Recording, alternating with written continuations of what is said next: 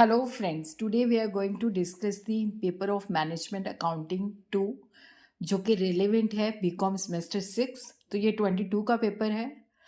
23 का पेपर मैं कल शेयर करूँगी क्योंकि 2 पेपर हो जाएंगे तो आपकी प्रेपरेशन काफ़ी अच्छी हो जाएगी। Marginal costs are primarily used in guiding decision yet to be made. Comment upon this statement with suitable example. तो marginal cost का जो टॉपिक है that is very important। 23 के अंदर इसके अंदर से 2 क्वेश्चन आए थे। What is meant by break-even analysis? Discuss the assumption and limitation of this technique. तो 2 थ्योरी है।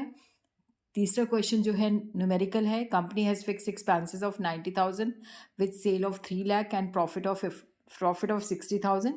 Calculate the profit volume ratio. If in the next period the company suffered a loss of 30,000, calculate the sale volume.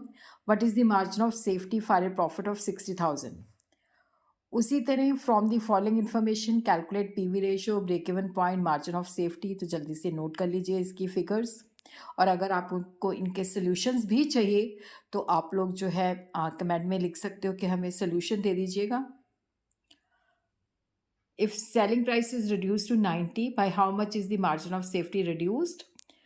तो section B के अंदर again 4 question है।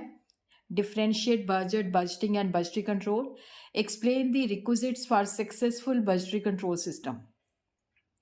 Responsibility accounting is an important device for control. Discuss what do you mean by standard costing.